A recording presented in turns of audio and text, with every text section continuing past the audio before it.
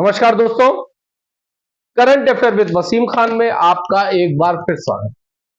दोस्तों, आज अप्रैल की 5 तारीख है और शनिवार का दिन है। कुछ छोटी छोटी जानकारियां लेकर के आपके बीच में आया हूं। कुछ सुप्रीम कोर्ट से भी छोटी सी अपडेट है और कुछ 2 तारीख की सुनवाई, 2 तारीख का आंदोलन, 2 तारीख को क्या हुआ, क्या होना चाहिए था, इन सब छोटी छोटी बातों पर छोटा सा वीडियो लेकर के आपके बीच में अपने इस channel current affair with Wasim Khan के जरिए पुनः हाजिर हूं।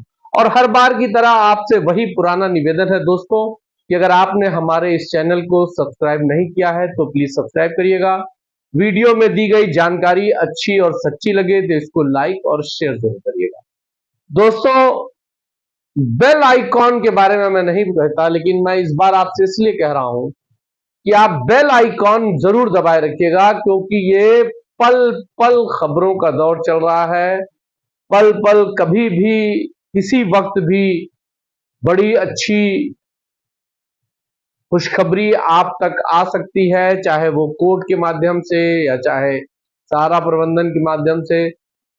माने कहने का मतलब यह है कि अगर आपने हमारे इस चैनल को सब्सक्राइब करने के बाद बेल आइकॉन नहीं दबाया है तो बेल आइकॉन दबा करके ऑल पर सेलेक्ट कर लीजिएगा। तो आइए दोस्तों, सुप्रीम कोर्ट की 2 छोटी छोटी अपडेट है, उसको आपको बताने से पहले एक खुशखबरी तो मैं नहीं कहता, लेकिन चूंकि जो नादान है, जिनको नहीं जानकारी है या नए नए हैं, अभी उनको पॉलिटिक्स में नेताओं से पाला भी उनका नहीं पड़ा है, उनके लिए ये बड़ी खुशखबरी है, हो सकती है। मेरे लिए तो ये लिंगर वेट है। बात झारखंड की मैं कर रहा हूं। झारखंड की सरकार ने एक सहारा से में हुए फ्रॉड, जिसको वो फ्रॉड कहते हैं, सहारा के स्कैम को लेकर के एक आयोग का गठन कर दिया। आयोग का गठन जानते हैं कब होता है, या आयोग क्या होता है, पहले तो ये जान लीजिए। आयोग का मतलब होता है कि कुछ 2-4 विशिष्ट लोगों को इकट्ठा करके एक कमेटी बना दी जाती है, जिसका नाम आयोग रख दिया जाता है। कोई पूर्व जज हो या पूर्व आईएएस हो या पूर्व एसपी डीएम, यानी कोई आईएएस रैंक के पूर्व, उसका अध्यक्ष बना दिया जाता है और फिर वो जांच शुरू हो जाती है, एक ऑफिस हो जाता है। और फिर अभी सीआरसीएस को पैसा सहारा के सेबी के अकाउंट से तो भाड़ा, अरे उनका तनख्वाहें जा रही हैं। अब इनकी तनख्वाह तो मैं नहीं जानता, लेकिन ये एक लेंगर प्रोसेस है। किसी भी काम को जब सरकार टालना चाहती है, मतलब वो ये दिखाना चाहती है कि हम करना चाहते हैं और करना नहीं चाहती है, तब वो आयोग का गठन कर देती है। जैसे पुलिस विभाग में सीबीसीआईडी की जांच होती है, जब पुलिस किसी चीज को बंद करना चाहती है या लिंगर करना चाहती है या एक्टिव नहीं होना चाहती है, तो सीबीसीआईडी के हवाले करती है। सीबीआई के हवाले करे तब तो फिर तेजी से काम हो जाए, लेकिन वो सीबीसीआईडी के हवाले कर देती है। ठीक यही चलन है आयोग का।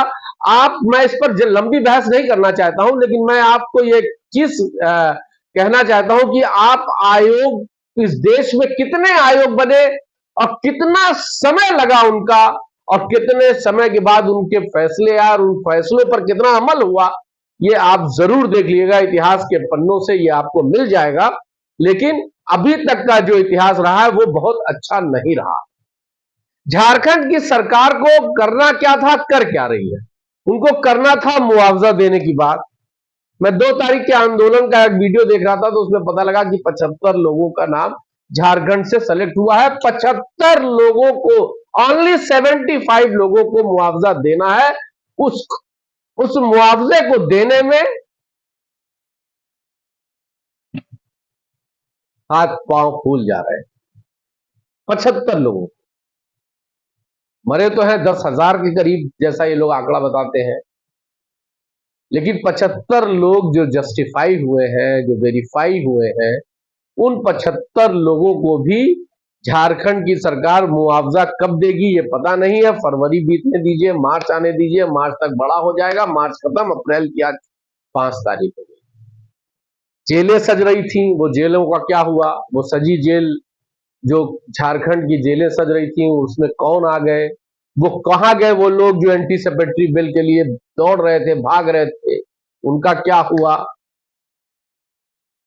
तो दोस्तों, जो होगा वो सिर्फ और सिर्फ सुप्रीम कोर्ट पे से ही होगा, और ना हमसे होगा ना और किसी से होगा। जो भी होगा सुप्रीम कोर्ट से होगा, और सुप्रीम कोर्ट इतना एक्टिव है इस मैटर को लेकर के। मैं आपको अपडेट देने की बात कर रहा था, मैं कहां इन सब बातों को लेकर के बैठ गया।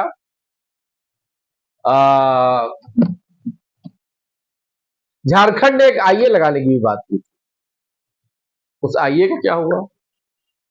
कब होगा? होगा भी कि नहीं होगा, या खाली जैसे सरकारें जुमला फेंकती रहती हैं वैसे ये भी सरकार है, ना जाने क्या होने वाला है। उस रीट का क्या हुआ?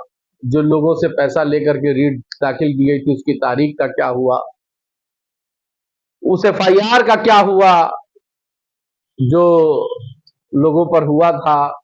ये सारे सवाल हैं जो जहन में उठते हैं, लेकिन जवाब अभी झारखंड सरकार दे नहीं पा रही है, और ना ही उनके समर्थक दे पा रहे हैं। मैं झारखंड सरकार का विरोधी नहीं हूं, मैं भी फॉलो इंडियन गठबंधन को ही करता हूं, और हम उसी की सरकार है।